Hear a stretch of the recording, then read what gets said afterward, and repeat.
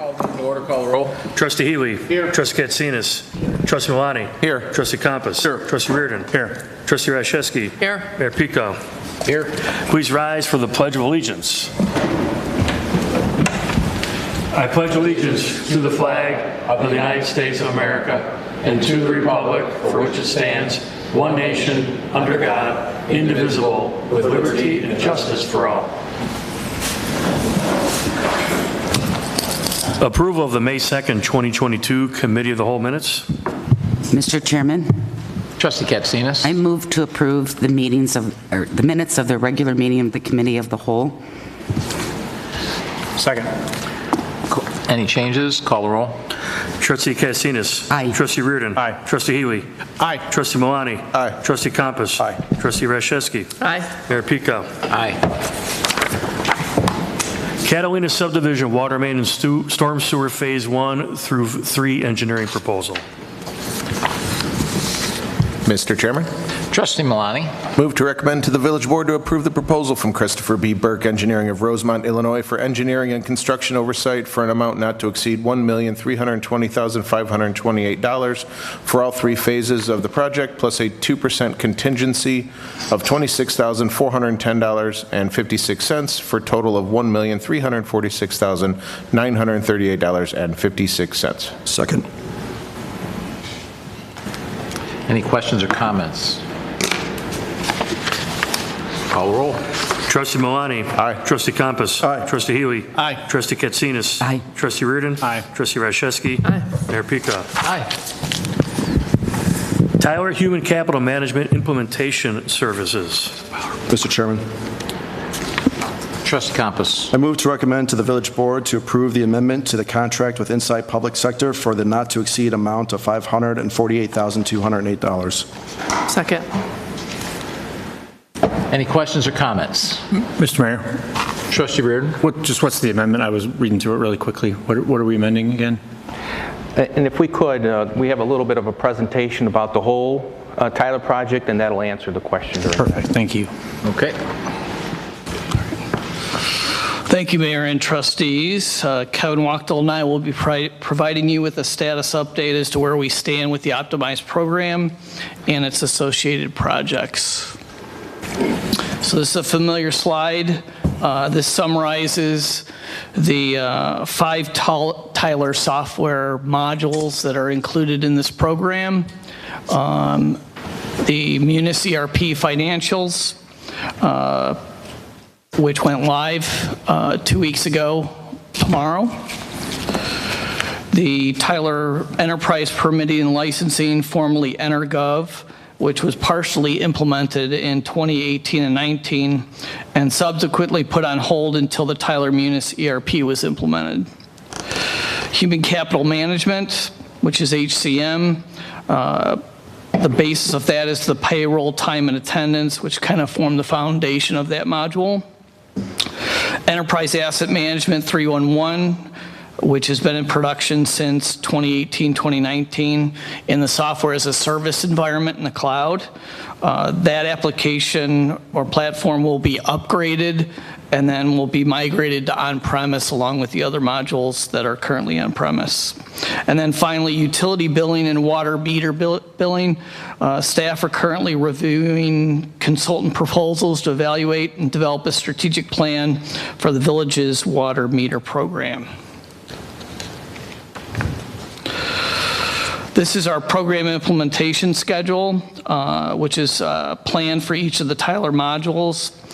As indicated, the optimized program includes a complex combination of projects with a planned duration of over 3.5 years. The black up arrow indicates where we're currently on this time scale, and we're over a quarter and just below a third of the program so far. As mentioned earlier, the Munis ERP went live in production May 3rd, which is a month before the end of the quarter.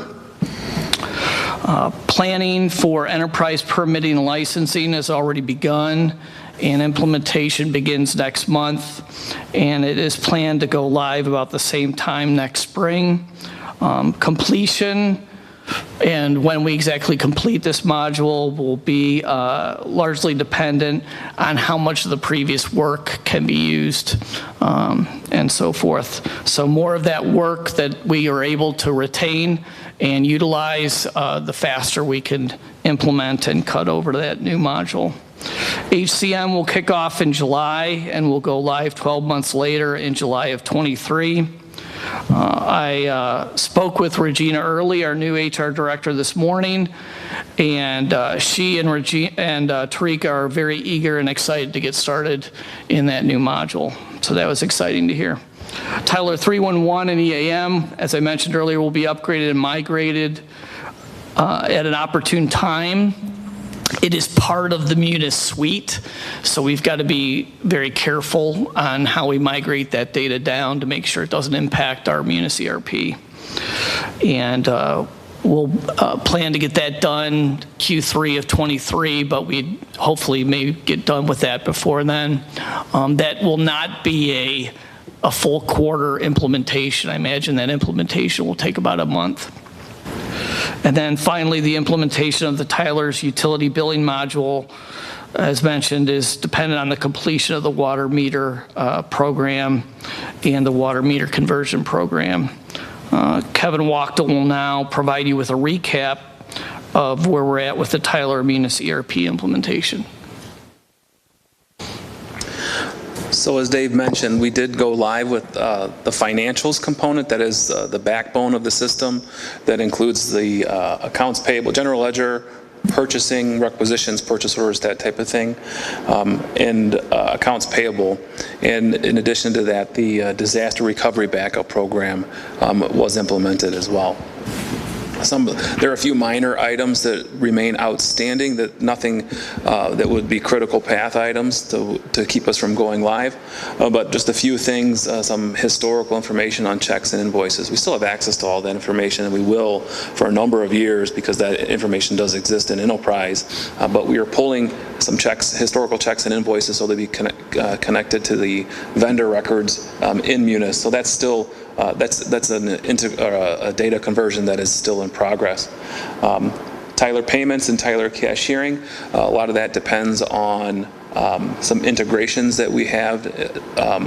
We want to be running a single cashiering solution in our cashier's office, so that when people come to the window, they can either pull up the customer record and bill it for their permit or their utility bill, make a payment, and then have the system update those customer records. We get a lot of utility bill payments and permits. We want to be able to have that communication go back and forth.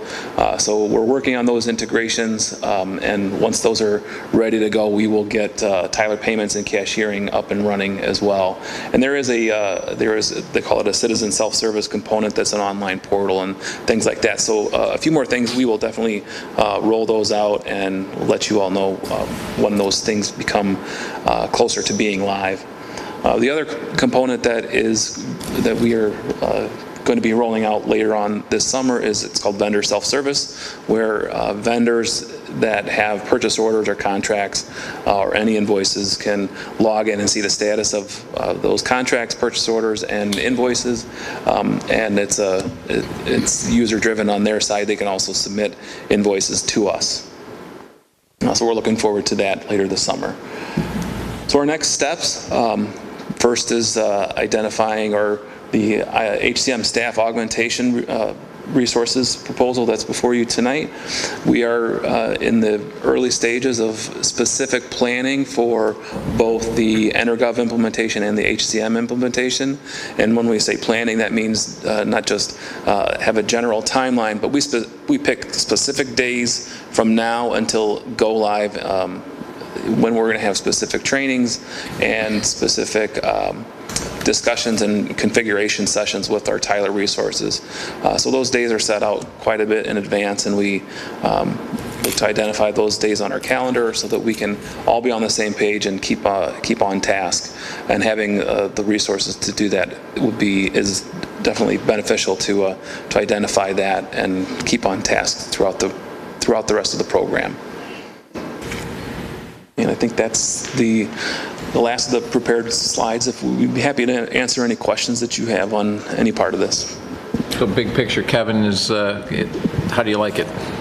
It's definitely more user-friendly. It takes some getting used to. It's just different. I like it very much. I think it's easier to navigate and to drill down, and it's much more user-friendly to look up budgets and things like that. So I think it's definitely an improvement. Mr. Chairman? Trustee Reardon, well, you had a question originally. Yeah, that's all great, and I read all that and where we're at and everything. I'm just trying to figure out what this amendment, which is adding about $548,000 over almost 2.5 years. Just want to update on, try to find that with all the data, all the stuff you sent. I'm trying to figure out what that's about. So the board previously, through an RFP process, we brought in an outside consultant for project management. And what this is it takes those prices that they had submitted and extends it so that they can help with the Implementation. this HCM implementation. And this was budgeted, correct? Yes. Mr. Chairman? Trustee Healy?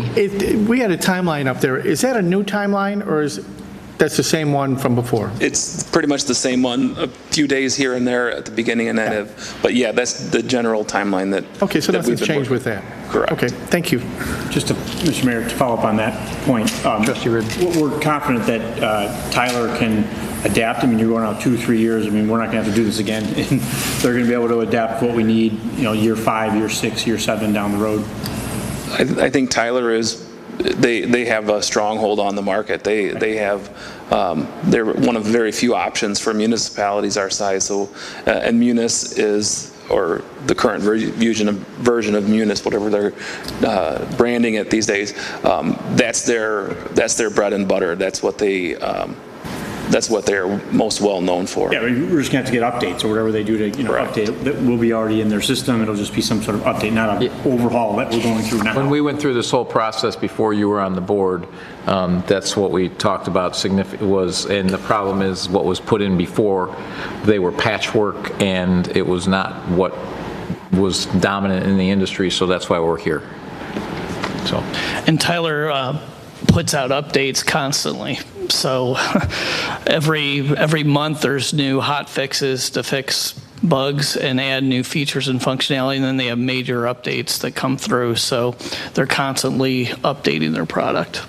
Not sure that gives me all that much confidence to hear you say that. Well, it's also a challenge to make sure that you update properly, and that's why we have a test environment to make sure that those updates are tested properly. But in the municipal environment, states have different regulations and codes that they've got to adapt their software for, and among other things. So, and also to combat the constantly changing cybersecurity situation, they need to constantly be updating their product. That's part of our service contract with them, though, right? This isn't Correct. something we're paying for, something new. That's part of what they do is update it for us, right? Correct. Yeah. Right. Any other comments? Mr. Chairman? Trustee Compass. So the Trustee Riordan's question as well, well, first of all, I'd like to say congratulations on a successful financial core rollout, knock wood, and in my line of work, that's almost unheard of for an ERP system to go that smoothly. I'm still waiting for the other shoe to drop. Hopefully that does not happen. But to your question, we did review with the team as far as having the project managers stay and continue on board. The biggest place where this can fail, honestly, is in change management. And there's a considerable amount of time that's necessary to do the human capital management investigation, work with people, make sure that users adopt it correctly, and so forth, even more so than the financial aspect, which I think is pretty much relegated to your team, Kevin, right? Pretty much, and a few key members in other departments, but it's pretty isolated, especially compared to something like HCM. So while the technical scope was bigger, I think for the financial system, the human capital system, it's going to be a lot more interaction with users. So we definitely need that help to make sure that change is adopted easily. Yeah, just what the Munis was a very big project, and so far we only have one shoe, so we're not going to drop another one. But the human capital management, it touches every employee, and so we just we can't get that wrong. And then the EnerGov, we can't get that wrong either, because that is the forward-facing to our residents, where if they want to do a permit or any of that, That's where that is. So having the project manager get to this point with Munis has been very, very, very beneficial, and we want to extend that. Any other comments? Call the roll. Trustee Compass? Aye. Trustee Rashevsky? Aye. Trustee Healy? Aye. Trustee Katsinas? Aye. Trustee Malani? Aye. Trustee Reardon? Aye. Mayor Pico? Aye.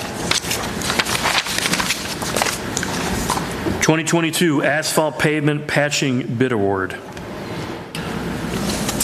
Mr. Chairman, Trustee Malani. move to recommend to the village board to accept the bid from Lindell Brothers Incorporated of Bensonville, Illinois for the 2022 asphalt pavement patching project in an amount not to exceed $476,000.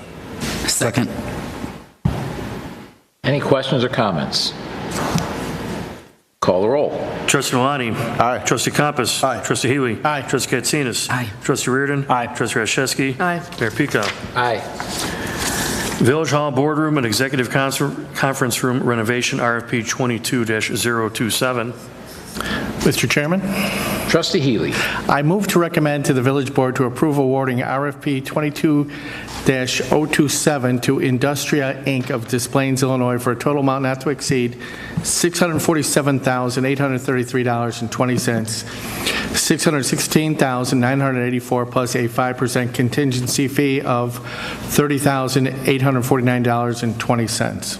Second. And I'll just point out, yeah, there's just one bidder here, but it was the only bid we received. It's under budget, and likely prices will go up, and it'll be even more expensive next year if we wait. So, any questions or comments? Call the roll. Trustee Healy? Aye. Trustee Reardon? Aye. Trustee Katsinas? Aye. Trustee Malani? Aye. Trustee Compass? Aye. Trustee Rashevsky? Aye. Mayor Pico? Aye. And when can we expect that work to start and finish? We'll work with the contractor after the award to get their schedule. Our goal is to get all the material and then start the project, because we don't want to have a delay of multiple board meetings. We think we will have one or two, but there is a month that we have an extra week that we'll maybe try to shoot for, because it's a 5-month window, and so that's maybe October So timeframe. relatively quick project, a month-ish. Hopefully that's the plan. So we're hoping that in October Right. is when the construction would happen. There may be, like Joel said, 1 or 2 meetings where we will have to have them. In all likelihood, we will do this at the police training room. So the board meetings would be in the police training room for that construction period. Okay, cool.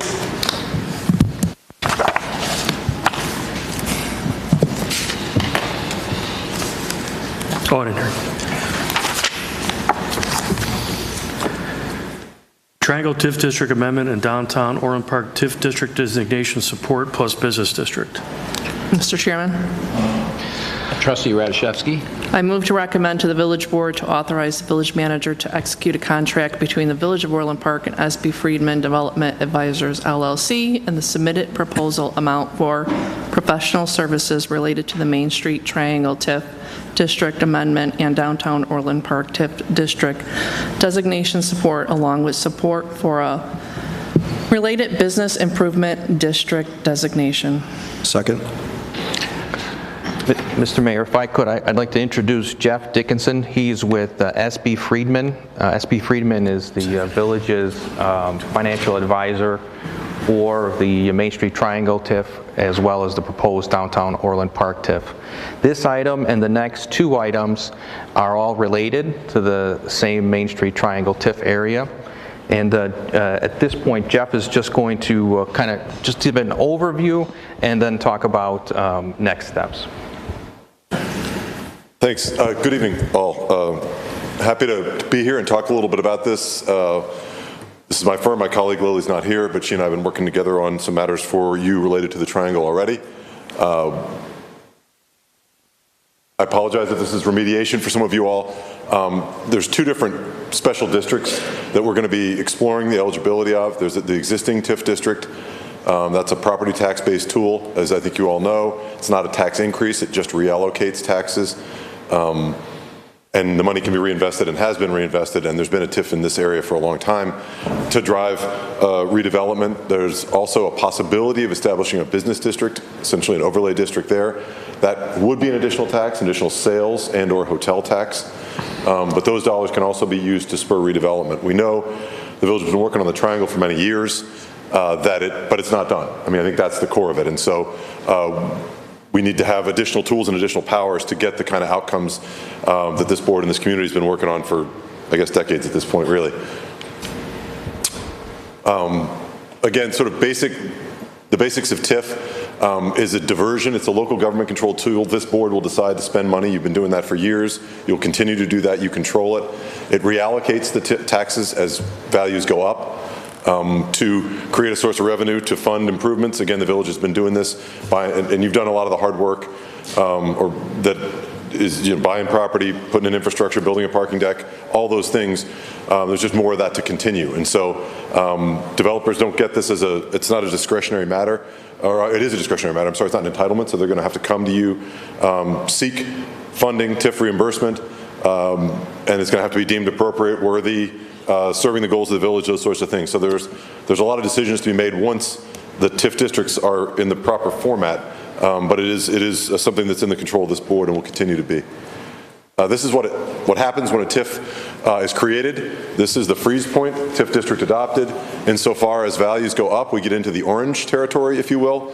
The taxes in the orange period are the incremental property taxes that go to the TIF fund that the village controls. Upon expiration of the TIF, you end up releasing the growth in value. So you see we've climbed this mountain, and then at the end, all the taxing bodies get the release of the value that has been created. I'll talk a little bit about the specifics of the triangle and the plans for 9750, but that's a planned release right now. 9750 is a project that was delivered. It has seen a bump in value, and the plan is to essentially release that incremental value, essentially that portion of the blue, or whatever color that is, at this point, and go on and continue where everything else is essentially zero. You all still own the whole triangle, so there's no value there anyhow to release. Once those projects are developed, the values go up.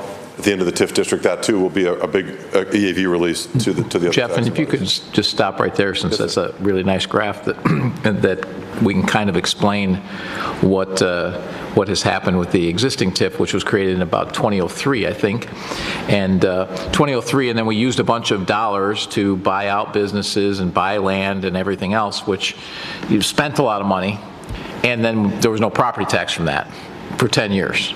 So there wasn't even a frozen base of EAV, it was basically zero. So that dropped down to zero. And then we built 9750, which gave us some increment, some little bit of red, okay? And then we built U of C, which provided no additional red because it's a non-for-profit. So pretty much all things that made a TIF not very valuable because we didn't have any other development. In this case, what we're trying to do, and you're gonna hear more of it later, we're trying to do a new TIF because we actually have a plan. We're going to have a plan in place that runs, in conjunction with establishing the new TIF, which gives us 23 years of new increment, as opposed to what we saw, which was pretty much an example of how to screw a TIF up, is what we've seen for the last 20 years. So we're going to try and fix that. Absolutely, very good. So this is the long-term play of TIF. There is a payoff for the other taxing bodies in the long term, but it's very difficult, I guess, to get the kind of outcomes the village wants without TIF. We work in a lot of downtowns, and towns have to spend money. It's difficult for markets on their own to make these things, but you've got to be judicious and use it in a targeted way. I think I went backwards. I'm absolutely going backwards. Mm-hmm. Okay, good, Jeff. So it is a two-step process. I kind of alluded to this. There's the district creation and amendment. That's the process that we're working on next with you all. And then subsequently, it's the spending. You can spend it on village spending. Again, the mayor mentioned some of those things that the village spent. TIF dollars, that's legal. You can also spend it to reimburse private development and reimburse them for certain costs. So again, that's all subject to negotiating specific deals, but it is, there's different ways to use the money, I guess. And it's in the board has to decide what's the most prudent and necessary way to get the outcomes you want. And we can obviously help with that. Your staff helps with that. But it's a second wave of decisions that will come, as the mayor says, not too far behind the first. This is a little of the history that I think the mayor just alluded to. 9750 was the big pop, if you will, or the pop for some EAV. The CVS in the UFC pays a little bit of property tax, so that's another incremental positive, but the mayor's right, it's a lot of vacant land, and a lot of it that went down because the village took control of it and it hasn't gone back up.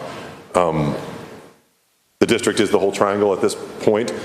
The expectation is to amend that district down. I believe the next map, which I can't see great, but this is the plan, is to amend down the existing TIF to what is marked as 3 here. So that would be sort of the leftover MST, the Main Street Triangle TIF. So it will continue to exist, the TIF district that exists now, until it expires, which is only a few years out. We would leave out Section 2, that's 9750, so that'll be de-TIFed completely, and will be the value will be released to the taxing bodies, and then we would re-TIF essentially the yellow shape, assuming eligibility is met. So that's part of our homework, is to make sure that that's... And Jeff, you could hold right there again for just a second. So basically the disaster that has been the TIF, that like I said, was probably an example of how not to do a TIF. We're trying to correct that. And as part of that, obviously the school districts and everyone else are not going to get the benefit that they may normally get of having money left over in the TIF and seeing money at the end of it. And what we're trying to do is mitigate that damage by putting the one thing that is actually generating increment, pulling it out of the TIF so they can immediately start seeing the benefit of the taxes associated with that, which is, what, about $1.3 million a year to the taxing bodies, I believe? Yeah, it's over $6 million in total. Yeah. So it's in that neighborhood per year that they would be getting, which if we left the current TIF in place, they would not get until 5 more years. So we're trying to help them out by that, and then we're going to put in the new TIF because it's the only way we're going to get this project done and off the ground.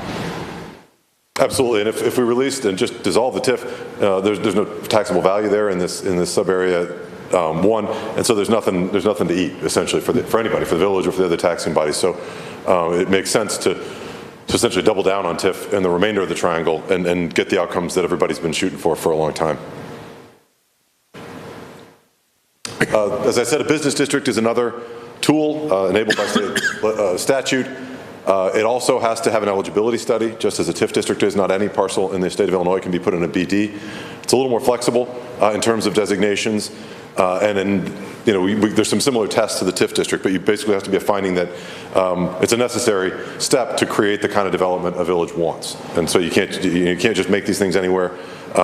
So that's our job, is to conduct that study, presumably, hopefully make a finding that it's eligible, write up a plan, and that'll come back to you for consideration and action.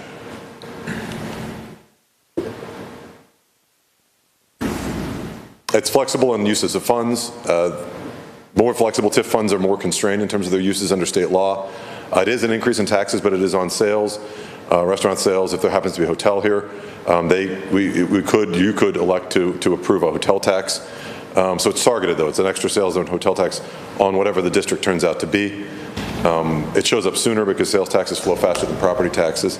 So it's a slightly different tool, but and it's not uncommon to see them layered on top of each other in this type of context, where you've got a property tax and a sales tax, putting both of those barrels at a tough project like a downtown like this. The study here is the whole triangle. So again, that we've got to look into this. We've got to do our homework. We've got to make sure we're satisfying the state law. But we're going to start with the triangle. Part of our job, again, sometimes it's if we have 1,000 parcels, sometimes the TIF shrinks, or 50 or whatever. This one's there's a possibility that won't end up being the full triangle, but that's where we're starting, and we're going to do our homework, and that'll be our recommendation to you, whatever we find there. So the next steps here, George alluded to it. We've got to amend the old TIF down, so that's Amendment 2 for the MST TIF, to make it small. Then conduct the eligibility study for the rest of the triangle, excluding 9750. Assuming that we find eligibility, we write a plan, and then there's a 3-month essentially notice and approval process. So all in, this is 6 to 8 months to create a TIF here and do the amendment. We'll do those together. The BD is much quicker. It's just a simpler piece of homework for us.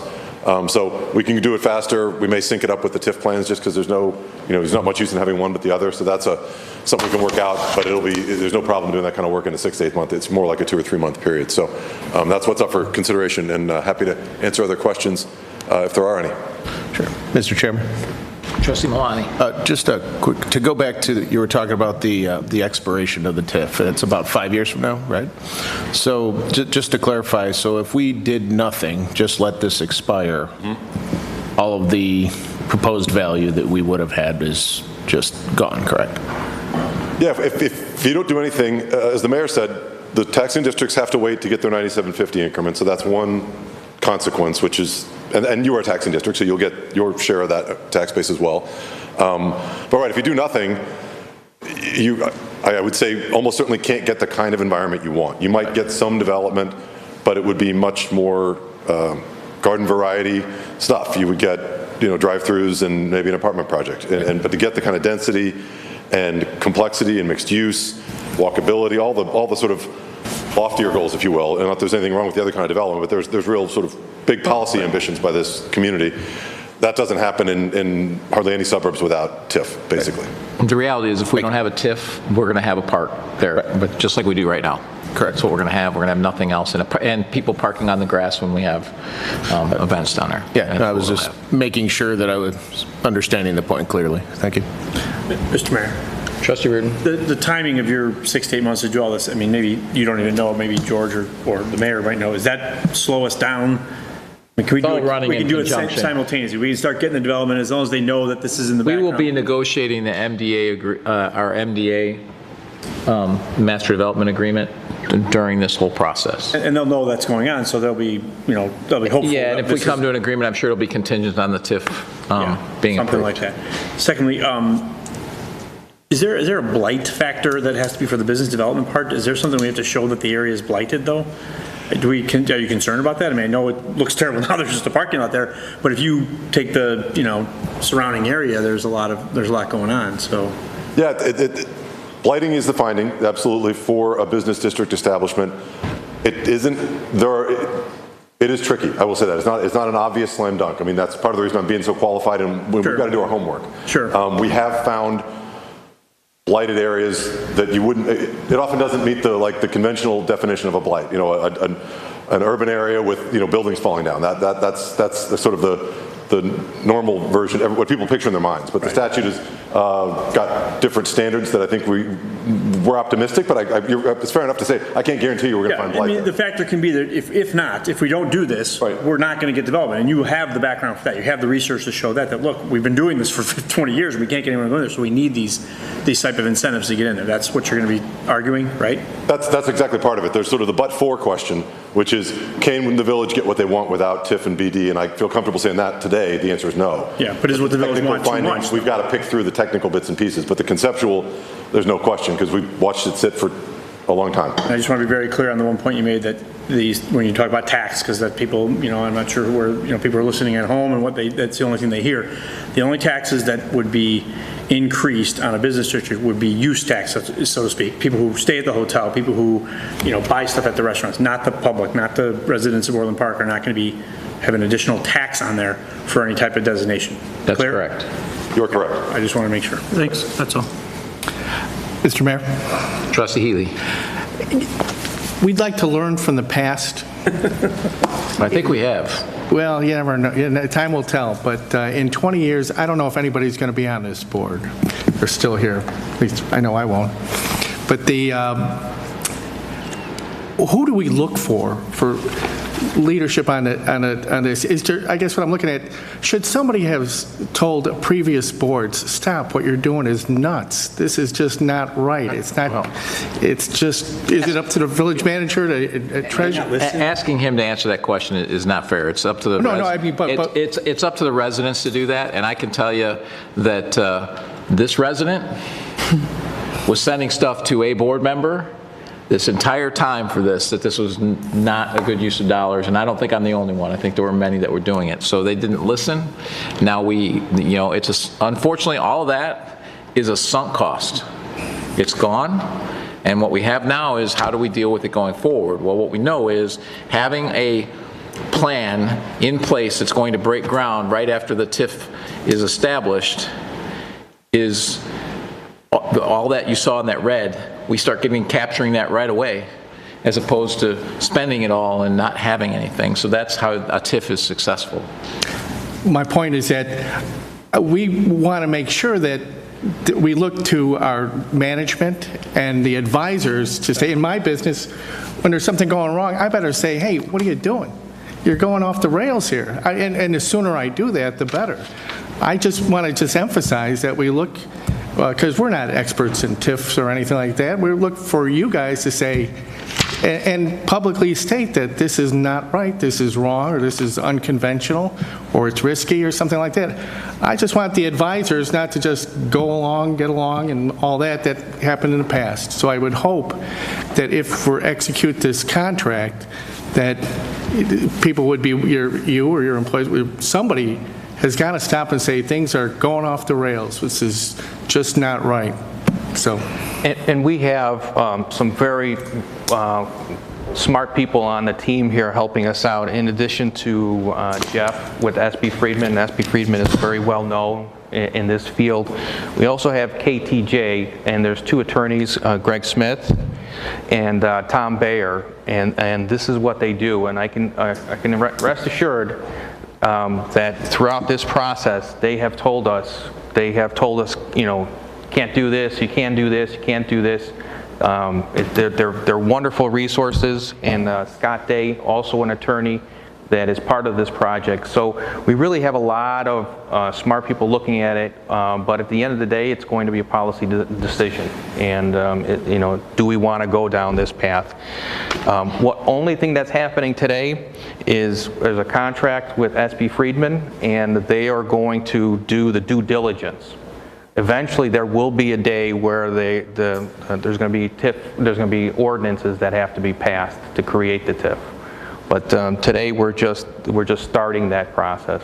So what we're doing here, rather than having the glass half empty approach, is that we're actually putting a plan in place in front of having the TIF in place, in conjunction with that looks that is going to be successful. That's what we're doing right now, is to make sure this is successful. What was done in the past, and I know this was done in the past, there were drawings done on napkins, and there were 4 different plans, and there was never anything done. I mean, for 10 years, nothing was done. Well, anyone involved in TIFs would tell you, if nothing happens for your first 10 years, you're probably going to be in a bad spot. And there was never even a plan to get things started in the first place. The TIF was put in place to start buying people out and forcing people out of business. That's not a good plan. And this time we have a plan, and that's why we're getting all these people on board, is so that we, as you know, Bill, if you have the foundation, if you don't put a good foundation in your building crumbles. Well, we're putting in the foundation now. That's what we're doing. And we're having to rebuild it. I guess if I could, Alderman, just, we're absolutely sensitive to that kind of question. There's, you know, when we think about this with this whole team, the staff, the outside folks, can you do it and should you do it? You know, we can't decide the should, but we can bring forward, if you choose, you know, we can tell you what you can and can't do. That's kind of the easy part. You know, I presume what everything this board, previous boards did was legal. Should they have done it? You know, I'm not going to backseat drive it, but those are the hard questions, and we're going to bring that information to you and let you all make those kind of hard calls. But that's what we feel our role is. We're, you know, it's not just can you, but should you. And again, we bring it to you. It's not our decision, but we've got a lot of experience with KTJ and other folks doing this kind of stuff all around the region, all around the country, and so we hope that will help make the hard decisions a little easier for you. Okay. Any other questions? Call the roll. Trustee Radiszewski. Aye. Trustee Compass. Aye. Trustee Healy. Aye. Trustee Katsinas. Aye. Trustee Malani. Aye. Trustee Reardon. Aye. Mayor Peacock. Aye. A resolution declaring an intent to reimburse certain redevelopment project costs downtown Orland Park TIF District, and a resolution declaring an intent to reimburse certain redevelopment project costs downtown Orland Park Business District. Mr. Chairman, Trustee Malani. move to recommend to the Village Board to adopt a resolution declaring the Village of Orland Park's official intent to reimburse expenditures downtown Orland Park Tax Increment Financing District, and I move to recommend to the Village Board to adopt a resolution declaring the Village of Orland Park's official intent to reimburse expenditures downtown Orland Park Business District. Second. And just so that everyone's clear, this is just allows us to reimburse ourselves for reimbursable expenses that we incur. So something that the TIF is allowed to reimburse us, this ordinance allows us to do that in the future when we have TIF dollars to do that. Correct. I'm getting a lot of head nods, so I said that right. Any questions? Call the roll. Trustee Malani? Aye. Trustee Katsinas? Aye. Trustee Healy? Aye. Trustee Compass? Aye. Trustee Reardon? Aye. Trustee Radiszewski? Aye. Mayor Pika? Aye. RFP number 22-017, Triangle Utility Relocation Design Consultant Recommendation. Mr. Mayor, Trustee Reardon. I move to recommend awarding the Triangle Utility Relocation Design Contract to Spaceco, Inc. in an amount not to exceed $69,590. And if I can move this, I move to recommend authorizing the village manager to execute all related contracts subject to a village attorney review. Second. And just to give you a summary of this, the reason likely that we only have one bid is because Spaceco's been involved in this significantly in the past, and so people in the industry probably know that, and so that's probably why. And then back to why we're removing utilities is because someone in their infinite wisdom put utilities right through the middle of all kinds of properties, which I think all of us who have homes know that the utilities usually run down the sides of the properties and easements, and certainly on commercial projects. So this is another piece of poor planning. So, This is something Ramsey talked about before as one of the costs that he saw that when their team was looking at this, that they would have to. and we know we have to do it, so we're going to do it regardless of who we choose for the project. We're just getting ahead of it so that we don't slow down the project. So again, so that we get more of that TIF increment faster. Any questions? Call the roll. Trustee Reardon. Aye. Trustee Compass. Aye. Trustee Healy. Aye. Trustee Katsinas. Aye. Trustee Malani. Aye. Trustee Radiszewski. Aye. Mayor Pika? Aye. Fiscal year 2022 budget amendment number 4 approval. Mr. Chairman, Trustee Healy. I move to recommend an increase in the I recommend an increase in the general fund expenditure budget in the amount of $18,100, an increase in the debt service fund expenditure budget in the amount of $1,103,101, and an increase in the debt service fund revenue budget in the amount of $1,103,101, a decrease in the capital projects fund expense budget in the amount of $953,101, a decrease in the capital projects fund expenditure budget in the amount of $920,109 as detailed on the fiscal year 2022 amendment number 4. Second. And in summary, it's about a $50,000 change to the budget, correct? Yes. I mean, all those numbers moving from different accounts, but that's the net. Okay. Any questions or comments? Call the roll. Trustee Healy. Aye. Trustee Compass. Aye. Trustee Katsinas. Aye. Trustee Malani. Aye. Trustee Reardon. Aye. Trustee Radiszewski. Aye. Mayor Pika? Aye. An ordinance amending appendices A and B to ordinance number 5676, Third Amendment ordinance. Mr. Chairman, Trustee Malani. move to recommend adopting an ordinance entitled Ordinance Amending Appendices A and B to Ordinance Number 5676, Third Amendment. Second. Any questions or comments? Call the roll. Trustee Malani.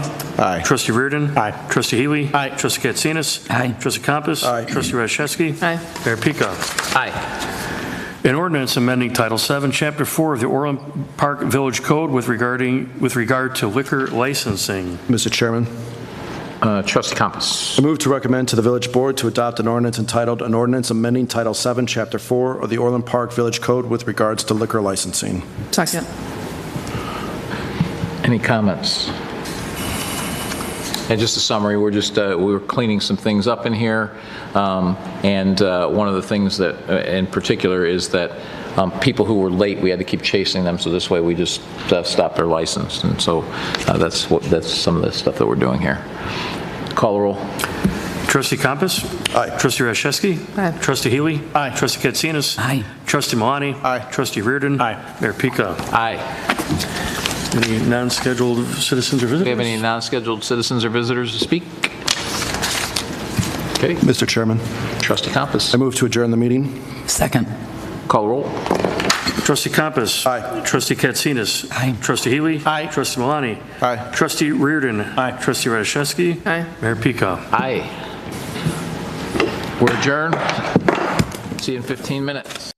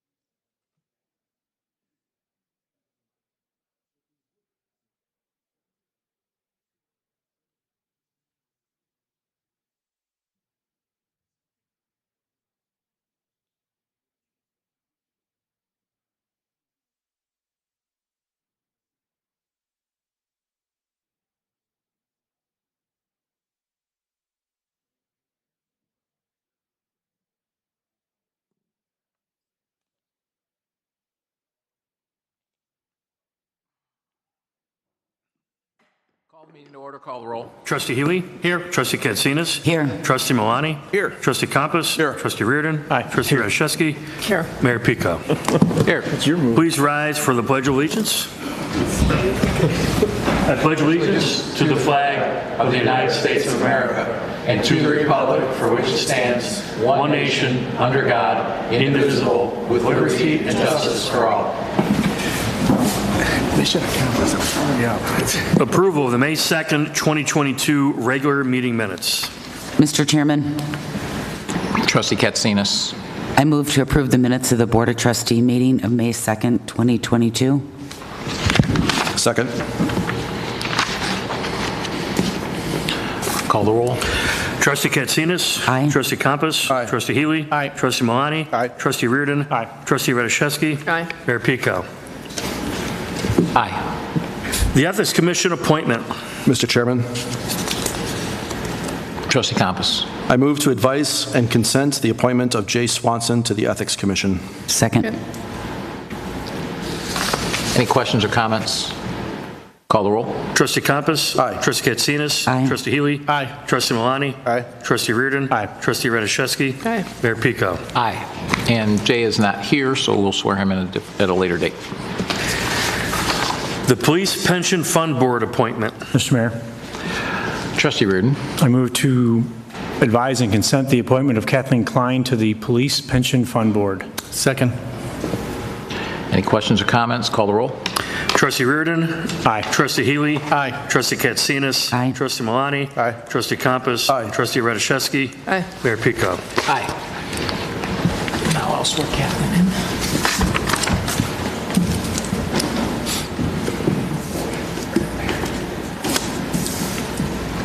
Raise your right hand and repeat after me. I state your name. I, Kathleen Klein, Having been appointed to the office having been appointed to the office of the Police Pension Fund Board of the Police Pension Fund Board in the Village Board of Park, in the Village of Orland, County of Brookfield, in the County of Brookfield, Washington, solemnly swear that I will support the Constitution of the United States solemnly swear that I will support the Constitution of the United States and the Constitution of the State of Illinois, and the Constitution of the State of Illinois, and I will faithfully discharge the duties and I will faithfully discharge the duties of the office of the Police Pension Fund of the office of the Police Pension Fund to the best of my ability. to the best of my ability. Congratulations, welcome aboard.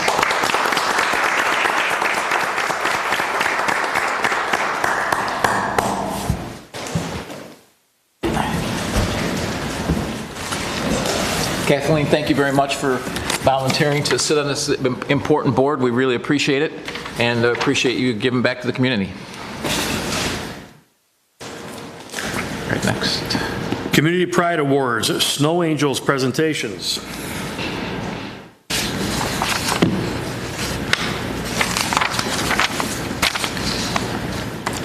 So do we have anyone here for the Snow Angels today? We do, yeah. Okay, great. So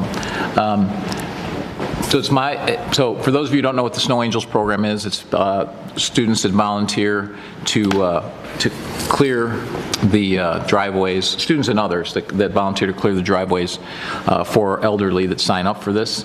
And so neighbors do it, and it's very helpful to our elderly and seniors that can't do it themselves. The program we came up with a couple of years ago to really help, and it particularly was driven by a very large snow event that we had where people couldn't clear their own drives. And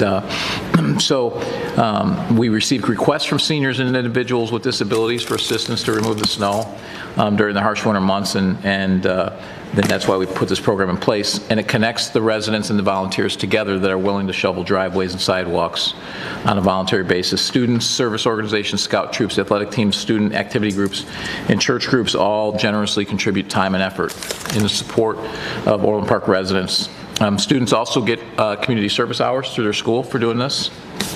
So whether it's removing snow through the Snow Angels program or as a neighbor to someone in need, the village is grateful to the following people who helped their neighbors this past winter: Aiden Baker, Jay Swanson, Andrew Nicholas, Miles Jaquez, Linda Guadarrama, Christopher Riccardi, Patrick Grossman, Kevin Grossman, Joey Jidalgo, Logan Randall, Colin Worster, Charlie Rosnick, George Canellis, Jackson Canellis, Lauren Shoemaker, Jamie Mahoney, Linus Savickas, and Ezekiel Ursino.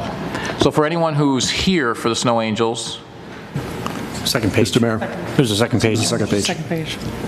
there's a second page, okay. More people. Could have put them all on the first page. Let me see if I can get this blown up.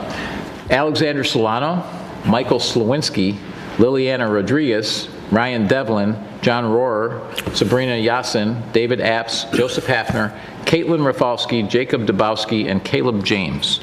And if anyone is here that signed up for Snow Angels, please come down and we'll take a picture.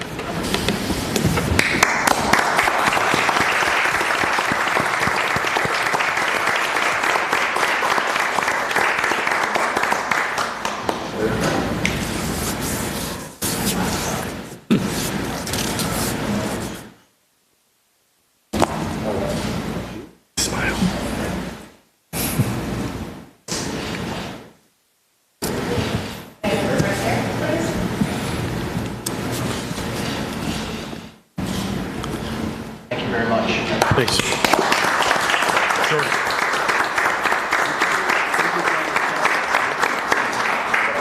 I was at South Carolina. She's graduated, though. Yeah, thanks. Thank you, the two. And I really want to thank you all for volunteering. This was a great idea and a great program that's very helpful to our seniors in our community. So thank you very much. Accounts payable approval. Mr. Chairman, Trustee Healy. I move to approve the accounts payable from May 3rd, 2022 through May 16th, 2022 in the amount of $103,965.22. Second. Any questions? Call the roll. Trustee Healy. Aye. Trustee Reardon. Aye. Trustee Katsinas. Aye. Trustee Malani. Aye. Trustee Compass. Aye. Trustee Radiszewski. Aye. Mayor Pico. Aye. Consent agenda. Consent agenda. It's a long one. And a lot of them came from the cow that we just had. So anyone who was at the cow knows it was a long cow. Item A, at least we don't have a double A. So that's good. Item A, payroll approval. Item B, A&E services for Village Hall generator. Item C, AE services for administrative entry ramp and ADA access improvements. Item D, AE services for Village Center soffits and windows, caulking, and emergency ladders. Item E, Village Hall board and executive conference room furniture cooperative bid. Item F, Village Hall boardroom and executive conference room renovation, RFP 22-027. Item G, 2022 Fairway Lift Station design engineering proposal. Item H, Catalina subdivision water main and storm sewer phase 1 through 3 engineering proposal. Item I, 2022 fall program list. Item J, 2022 asphalt pavement patching bid award. Item K, emergency sanitary sewer repair at 13751 Southwest Highway payment. Item L, Tyler Human Capital Management Implementation Services. Item M, fiscal year 2022 budget amendment number 4 approval. Item N, an ordinance amending appendices A and B to ordinance number 5676 third amendment ordinance. Item O, Triangle TIF district amendment and downtown Orland Park TIF district designation support. Hold on a second, I need some water. Item P, a resolution declaring an intent to reimburse certain redevelopment project costs downtown Orland Park TIF District and a resolution declaring an intent to reimburse certain redevelopment project costs downtown Orland Park Business District. Item Q, Triangle Utility Relocation Design Consultant recommendation. Item R, Employee Leasing Agreement for Planning Services. Item S, an ordinance amending Title VII, Chapter 4 of the Orland Park Village Code with regard to liquor license, and I'll entertain a motion to approve the consent agenda items A through S. So moved. Second. Call the roll.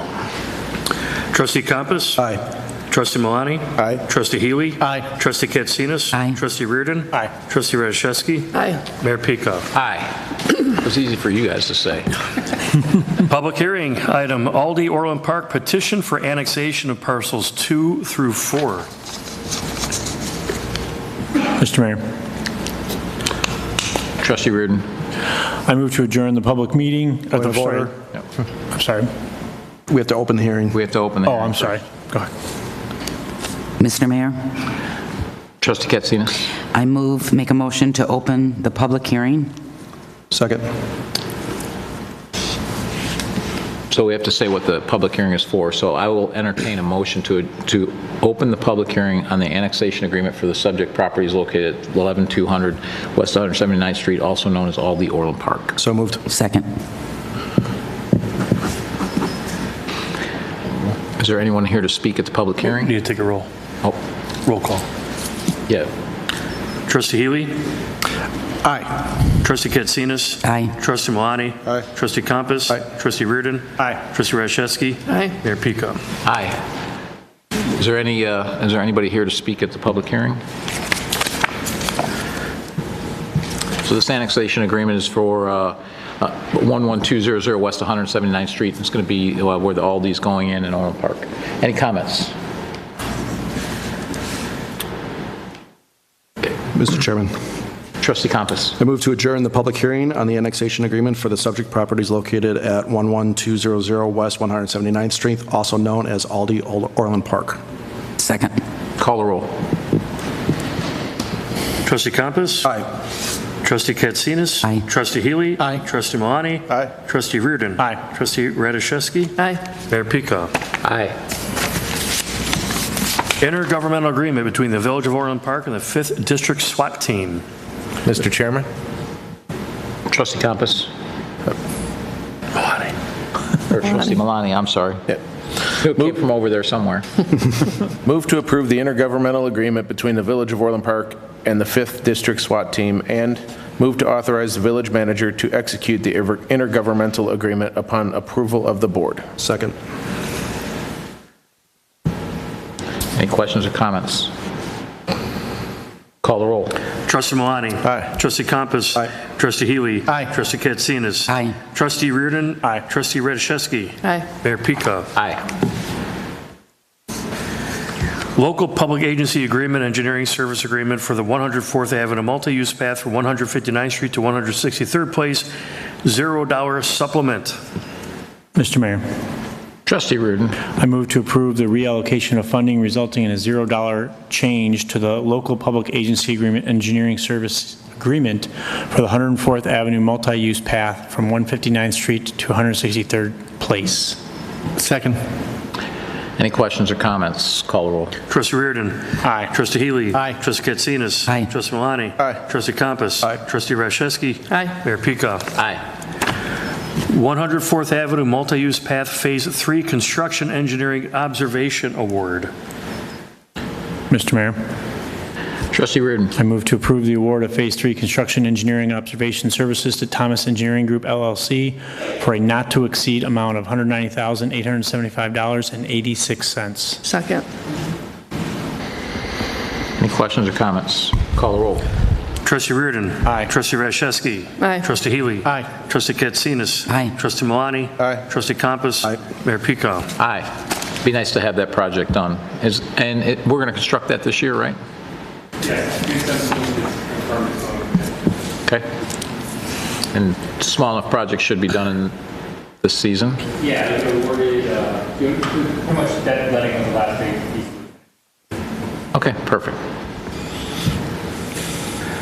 Ordinance amending Title II, Chapter 5 of the Orland Park Village Code, Recreation Advisory Board. Mr. Chairman, Trustee Rashevsky. I move to adopt an ordinance entitled, an ordinance amending Title II, Chapter 5, Section 2-5-1 of the Orland Park Village Code regarding the Recreation Advisory Board.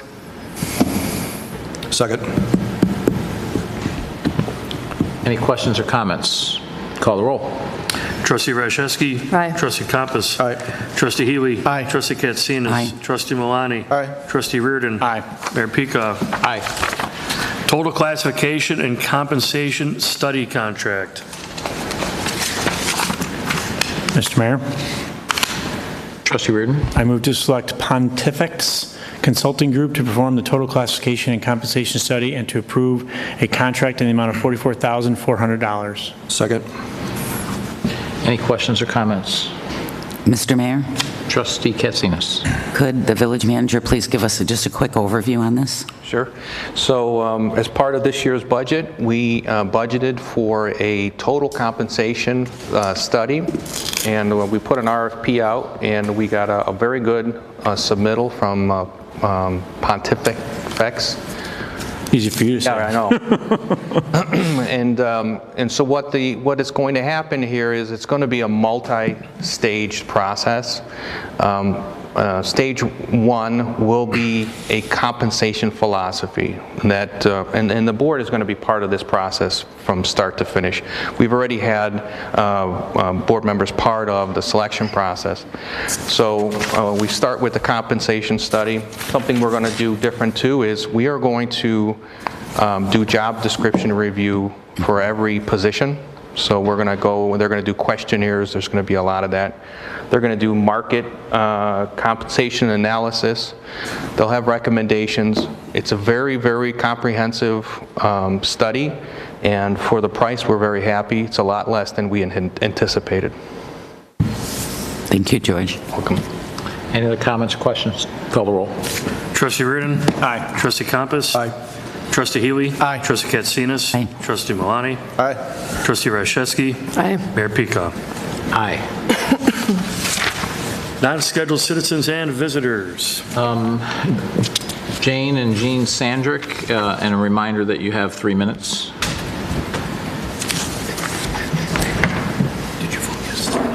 There's a podium. The podium's over here. You just go right up there. Yeah, I have 2 others as well. If you all want to go up there together, you're more than welcome to.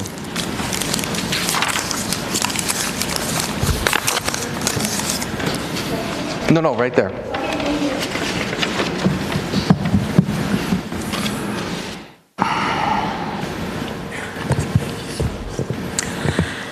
Hello.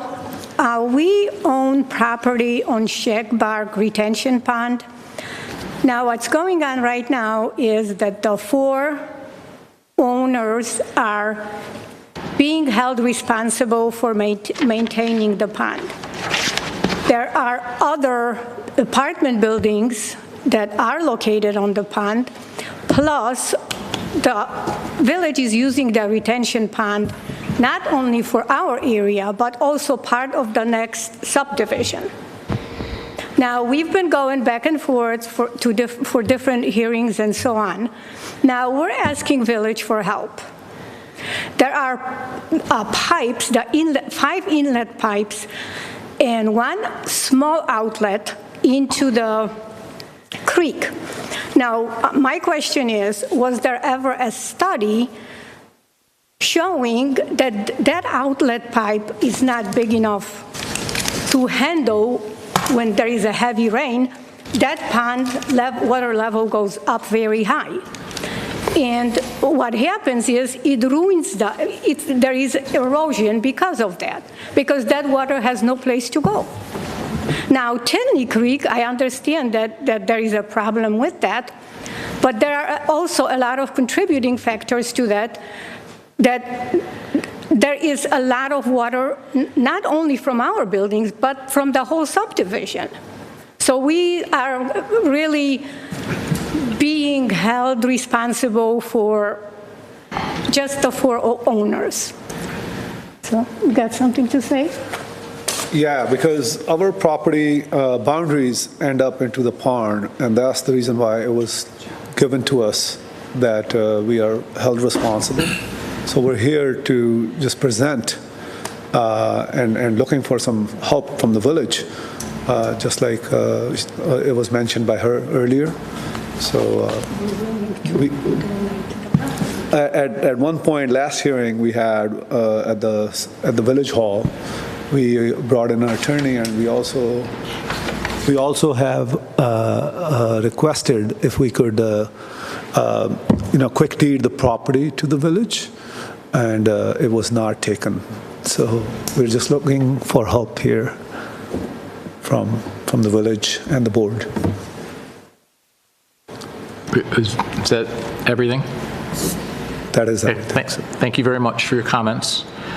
So we don't usually comment on comments from the public, but I will comment on this because we've been dealing with this with ponds. The village owns about 180 ponds, and there's about 300 ponds that are not owned. And of those 180, we're having to fix those, and I think to the several $100,000 a piece. And the village just simply in fact, we don't even want to be we shouldn't have been in the pond business for those 180, but we're not looking to take on any other properties or ponds, and those people who own those ponds are responsible for their maintenance. Regarding the water level going up, it's supposed to go up. So the pipes are made to release at a certain rate, and the ponds are there to store water when there's a rain event, and then that pipe releases so that it doesn't release too fast into the rest of the system and cause flooding downstream. So that's precisely why those ponds are there. And I'm sure you can give us a little bit of background on this particular pond since you've looked at it. But this is a privately owned pond that was built that these 4 homeowners or other homeowners, I don't know how many, but they... Yeah, correct. It's a privately built pond for a multifamily townhouse condominium subdivision that it services that area, but the way it was set up, it's divided like pie-shaped kind of between 5 different properties. So essentially they're the owners. Not essentially, they actually are the owners. So when it comes to, it was never maintained and fell in disrepair, and because of that, per ordinance, owners have to maintain it, and they happen to be the owners. Okay. And at the time when it was built, it was obviously built to engineering standards, but over time, without proper maintenance, it has degraded. The village has been working with the property owners for quite some time. We eventually got to the point where a municipal violation tickets were issued. Which is what the hearings that are being referred to. We've gone through a number of hearings. There was a default judgment 2 hearings ago. But I think at this point, without the 5 property owners, now there's 5 properties for 4 owners. 1 owner owns 2 properties. At this point, without them coming together to complete the necessary repairs, and we have had CBEL do analysis of what needs to be done. Without them coming to do that, then the village will go out and ask a court to allow us to go make the repairs, and then we would lien the properties after that. Now, it's not ideal, but it is, in a sense, some assistance for them, because we will coordinate all of the work, and then for all intents and purposes, it's 0% financing, because as a lien, you can't add interest on there. So this is an issue that's been ongoing, but it's not going to be a new one, as the mayor has said. We have over 300 private ponds, and as the board knows, we are about to start a comprehensive evaluation of all those private ponds, and undoubtedly this will be coming up more often than not. Mr. Mayor. Trustee Reardon. So they have other remedies too, though, to go after each other. I mean, I'm not suggesting that that's the easiest or best steps, but it's a problem between and among the current owners, right? That's correct. So if they can't do that, which we've tried to get them to come to there, that's when we're taking the step. I just want to be clear that we're telling them what the problem is, telling them how they fix it. They can't come to an agreement, whether it's one homeowner that says, I don't care, they either don't live there, they rent it or something like that. They're not taking their responsibility. That's what's happening. It's not the city or the village that's shirking responsibility. It's one of the people who's not taking responsibility, right? Yeah, one or more. This is the first court date, I believe, was in October or August. So this has been ongoing, and as a matter of fact, from October until the spring, it was continued so that the property owners could show up with a signed contract with a contractor that's going to go do the work, and it hasn't happened. And it's 5 parcels. They're trying to coordinate that, and obviously it's difficult. But at the end of the day, for that pond to function like it's supposed to, it has to be maintained, and ultimately it will, one way or another. And the other question or obvious comment is when we do this, we have to do this via prevailing wage. Sure. So it's going to be more expensive than if you find another contractor to do the work where you don't have to go through that process. So it will be more expensive to have the village do it because we're bound by law to do prevailing wage. So that's just something to let you know that we'll do it, but the bill that you're on the hook for will be more.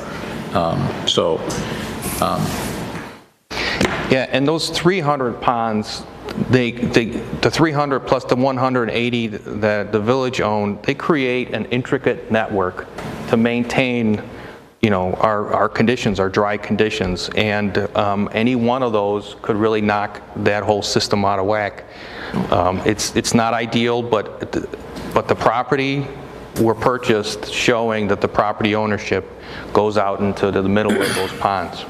And I guess I'll ask our attorney this question, is if there were problems downstream that could be attributed to that, then these homeowners, because they own it, would be the ones held liable for that potential issue. Is that? If that could be shown, yes. Oh. Yes, if there were problems downstream and it could be attributed specifically to the actions or inactions of specific property owners, then they could be held liable. So, at the end of the day, we don't want that problem. We don't want problems downstream. So we will step in and fix it. But unfortunately, you would be on the hook for reimbursing us, which might be more expensive than doing it yourself. But you're not alone. There's 300 other private ponds, but there's no way we can saddle. And what's the cost per pond? When we did our analysis of 180 ponds, if the board recalls, there were different levels. So over the next 5 years, because we can't do everything, over the next 5 years, it's $6 million just to do a fraction of the ponds. The ones that we own. The ones that we own. Yeah. And that's only do what, 22 ponds? I think? 20. Roughly about 25 to 30 level 4s and 9 level 5s. So 40 ponds, $6 million, right? So what, $150,000 a pond is what it's costing us? Now, I'm not saying every pond costs that. Our ponds tend to be bigger than the private ponds, I'm assuming. With 5 properties, most of our ponds are bigger than that, have more than 5 properties putting them. So, but there's no way we can saddle our entire village with 300 ponds at $150,000 each. I mean, that's $45 million. That pretty much means no roads, no parks, no anything for the next, 10 years or 8 years. So, unfortunately, that's just not something that the village can do.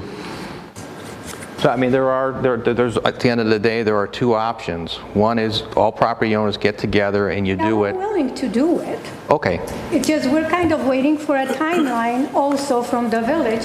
We were told that those inlet pipes are village's responsibility. We were told this in December and the previous meeting. So we're kind of waiting also for the village to fix those inlet pipes, and then we can proceed. We are getting estimates, but that's holding us because once we put the grasses or whatever you're telling us to do, then it would be silly then for the village to come in and fix the pipe. So what we will do... Can you please coordinate with them and make sure, if there's anything that we need to do for them to fix the pond, please take care of that ASAP. I'm sure that... And we have their contact information, and Director of Public Works has been in contact, and we will continue the conversation. If the erosion caused the pipes to cave in, that is because of erosion, not because the pipe would have stayed the same, but the erosion has caused it to sink in. The cause and effect is the erosion, which is your responsibility. So it's complicated. There's a lot of moving parts. Please coordinate. Yep. Joel will... Coordinate, and whatever is our... If there's anything that's our responsibility, let's make sure that we get that taken care of so they can do the rest. Are there specific kinds of grasses that you're looking at? Yes, we will. We can work with you on all of that and tell you exactly what's needed. So after this, if you just go out to the hallway with Joe, and he'll get your contact information, and we'll continue the conversation. And also from the village's perspective, we don't need to have, if the grasses need to be put in there, they don't have to be mature 3-foot grasses. They can be small, plugs and things that are less expensive, because they will grow and they will fill in and they will take care of that issue. And as for, one more, just for the record, I heard that we were told multiple different times. So last year, when we were told about the situation, I think you brought it up, sir, in October, due to COVID, we were approaching winter. Then we came to the village hearing and we were told, okay, it's COVID, it's winter, you guys will have this summer, because in spring you can't really find someone, you know what I mean? So, or winter, we were approaching January, February months. We didn't have that time frame to go get quotes. We're just being honest. Sure, no, and that's good. What we'll do then is, now that we know that you folks will do it, we'll coordinate with Public Works, and that will solve the issue. Yeah, so at least at this hearing, in front of the whole members and the respected mayor, we were given citation. I would like for the village to consider not giving us citation due to the conditions and due to the situation we were in, tied to COVID and the winter months. Is the village looking to consider that? So the property owners have brought in an attorney at their most recent MV hearing. Yes. And our village prosecutor has been in contact with them. So they are to come back to the next MV hearing. And I assume that if the property owners showed up with signed contracts demonstrating that they will complete the repairs, that the prosecutor will work something out with your attorney. So my experience with our prosecutors, who I appointed, is that they're very fair, but we as a board don't weigh in on any tickets, because that would be inappropriate for us to be weighing in on individual tickets. But we know that our prosecutors are very fair, and our goal is simply to get things accomplished. It's not to fine people, or our goal is to make sure that the situation is remedied. And I know the prosecutors know that. So. Okay. Will one of you be at the next hearing in June 7th? June 7th is when we are supposed to come back. Are you going to be there, sir, or anybody? No, I think between the staff and the prosecutor, that as long as you show up with that contract ready to work, I think you're going to solve a lot of issues. We don't have that much time, but we are working. Okay, great. At least we could show that we're getting bids. Village needs to consider that, because we're just opening up. Right? Now the landscaping business is opening up. We're trying to get people to come and bid on it. Well, if you get together with Joe, we'll see what we can do here. All right, thank you. Fair enough. All right. Thank you, sir. Thank you very much. Board comments. Board comments. Trustee Reardon. Trustee Reardon? Catch my surprise. Yeah. Finally, some spring, summer-like weather. We went right from the heater to the air conditioner in my house. So the only thing we did the snow angels last year with my son, and we didn't get recognized at a board meeting. So I'm very disappointed. And it was hard. It was a great program. The people were very, very appreciative. We got a lot of Girl Scout cookies that they must have had stacks of them, and that's what they gave us. We tried to refuse them, but they insisted. It's a great program. I know both those gentlemen that were here. They're in some of my kids' classes, and it's a great program. I know it's middle of the summer now, but we need to promote that next year and get more people on it. It's a great thing for the community. So have a good night, everyone. You're free to send me hate mail. Other people do all the time, so I'll just I'll just walk it over, yeah. Trustee Compass. So tonight, I want to give a word of recognition to a group that may at times feel underappreciated, and that's our code enforcers. While I know residents may not always be happy to see a code enforcement officer show up, they are absolutely vital to the safety and maintenance of our community. We've recently moved this group under the police department, and during that 2-month period, this trio has inspected 584 individual rental housing units, investigated 119 complaints, and reduce the number of unlicensed businesses by 150. So I'd just like to thank Code Enforcement Supervisor Jason Ziegler and Inspectors Christopher Dangles and Charles Mills. And in closing, I'd like to remind parents of teenagers that the last training for lifeguards at Centennial Pool will be on May 31st. Had the opportunity last year to observe the training exercise near the end of the last season. I was thoroughly impressed by the leadership, the poise, the overall fun culture produced by each of the lifeguards in that organization. The CPAC program is award-winning and an excellent opportunity to develop as a future leader. So if you have an interested teenager, please be sure to sign up before May 31st. That's it. Trustee Healy. Over the weekend, I was disturbed by some of the riots in downtown Chicago.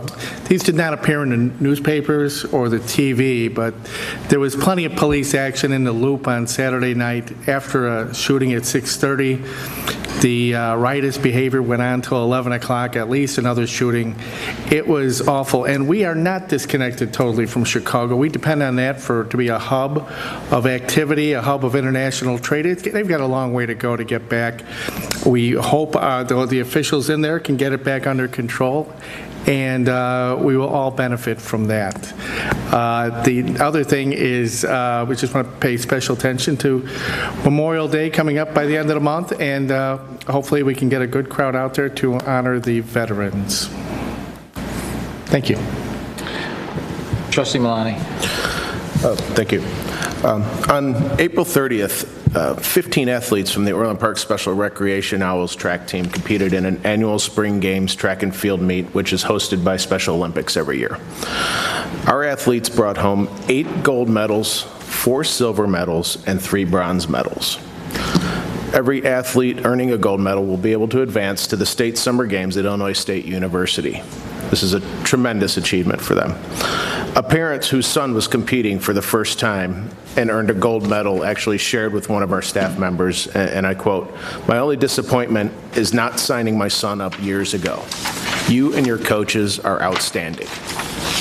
I know that we often comment up here on how great our staff is at the Village, but when you hear stories like this, it really drives the point home. Our Village is great because of the people that work and live here. I'd like to congratulate the competitors, but also thank our staff, once again, that go above and beyond time and time again. So thank you all. We've also recently announced our Centennial Park West concert series for 2022. Tickets are on sale, and you'll be able to view more information on Orland Park's website. And make sure you join us for our annual Memorial Day presentation on Monday, May 30th at 1 p.m. at the Arapache Memorial right outside here of the Village Hall. So thank you all, and have a good evening. Trustee Radiszewski. I also want to say thank you to Kathleen Klein for stepping up to be on the Police Pension Fund Board, and also a thank you to the Snow Angels. Doing volunteer work is always appreciated, very much needed, and it's valued by everybody, so thank you for all those who are stepping up. I know that they mentioned the Memorial Day program that we're having. Also wanted to remind everyone that the Hometown Heroes banners are still available until June 1st. So if there's somebody in your family that is member of any branch of the military, of the service, you know, you can get a banner put up. I know my father is getting his put up this year, so I'm really excited to see it. State of the Village, that will be on May 24th from 10 a.m. to 12 p.m. at the Civic Center. So definitely come out and you'll hear our mayor talk about village finances, public safety, and economic development. And that's it. Thank you, everyone. Trustee Katsinas. It's hard to be in last because everybody said what I was going to say. Okay, my turn. It went from winter to summer, and the village has a lot of exciting programs. Market in the Park, the concert series. I know we're looking for vendors at Market in the Park, so please go to our Facebook page. Also, the lifeguards, I think there's other employment opportunities in the summer for children or students. Also, permanent employment on our website. So please take a look at the Village of Orland Park's website and or Facebook. You get a lowdown and you can plan your summer accordingly. Thank you. Summer of. Well, thank you all. So I do want to make an announcement that I'm proud to announce that Silver Cross has petitioned for a medical office building at the Orland Ridge site. There's also potential for a future building as well. I have actually known about this for quite some time, but we can't say anything until it's actually petitioned for. So lots of good developments coming here, and it's a very 65,000 square foot building-ish, with a potential another one to follow in the future as part of their plans. So that's a great addition to that site, and I'm sure will help the rest of the site fill in as well commercially.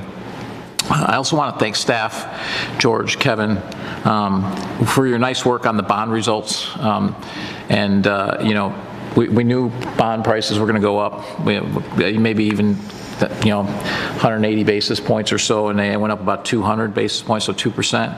And they adapted our approach and went straight to the banks, and we were able to get only 1.25% increase. So we've got 3.67 instead of 4.35%. That's going to save us millions. So thank you very much for doing that. And then one of the reasons why, just so everyone knows, why we went out now is so that we weren't paying these higher rates going forward, and we can get these projects, and we're just going to get the projects done a little bit sooner.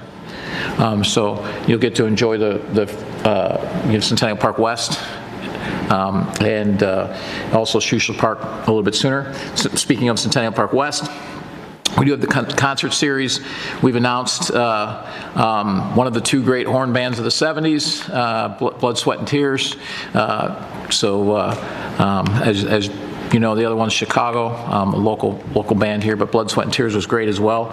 And then we have, for our last concert, it's going to be our last concert, right, is Hindered, Dishwalla, and Spin Doctors, which I know they're spin doctors, so for those of you who are younger than me, but we'll have a great time regardless. And then the third one is going to be an icon night. We haven't announced exactly who that's going to be, so it'll be a lot of cover bands, imitators, that type of thing, which it was really successful last year as well. And I know we've gotten a few emails about people disappointed in the lineup or what have you. Let me tell you, can't even begin to tell you until you start trying to line up bands. You have any idea how hard it is to do, and especially coming off of COVID, when suddenly they're all playing and everyone who hasn't done a concert in 2 years is now back in the marketplace. So very, very challenging to get this done in this environment. And we still wanted to do it in a fiscally responsible way. And some of these bands are charging 2-3 times what they charged before because there was just so much demand. So we didn't fall into that trap. And I think we're going to continue to do well out there. And when we have the permanent stage as well, we're going to start to see that these performers want to come to Orland Park. And we're seeing it with some of the bands we have. And I would say that even if, and speaking for myself, even if whatever the musical choice of that evening isn't your favorite, it's still a fun time because everyone's out there having a good time. So you can certainly still have a really good time with your neighbors out there. So I encourage that. Memorial Day, we have our event at 1 p.m. out here at Arapache, and with weather, if it stays like it is now, it'll be outside. So hopefully it'll be outside. Always a great event, lots of veterans there, so come support the veterans and honor those people. Memorial Day is about those who lost their lives, and there's, there's been a lot of them in our country's history, so that's what that's about. And then, as Trustee Radoszewski said, the State of the Village next week, and I can't even tell you how many emails I receive on issues that I have talked about over and over and over again at the State of the Village. So you may think, oh, well, the State of the Village doesn't have anything. Believe me, I talk about the issues that are important that we're dealing with. So, whether it's financial, whether it's the water system, those types of things, whether it's our police statistics. You'll get to hear those again. So all of the parks upgrades, roads upgrades. So if you missed it at a board meeting, you can get it at the State of the Village, and you can either watch it live or you can watch it on tape because it's all videoed, and the presentation will be available on the website as well. And I encourage people, because there's a lot of good information in there, and frankly, rather than sending me hate mail about stuff, when we've spent a good amount of time, I spend a lot of time putting these presentations together. I actually put them together. I asked staff for information, but I actually put these presentations together to get you the information that I think people want and need and deserve, and spend the time, often a couple hours, delivering a presentation on this. So that information is there and available for you. So if I do get emails about it, I'm going to link you back to that video, because just to write an email on something that I talked about for 10 minutes, you get a lot more out of the 10 minutes than watching and seeing the presentation and seeing everything that's there on that particular topic. So I really encourage you to watch or attend, or at least watch after the fact. With that, I'll entertain a motion to adjourn. So moved. Second. Call the roll. Trustee Compass? Aye. Trustee Katsinas? Aye. Trustee Healy? Aye. Trustee Malani? Aye. Trustee Reardon? Aye. Trustee Rashevsky? Aye. Mayor Pico? Aye. We're adjourned.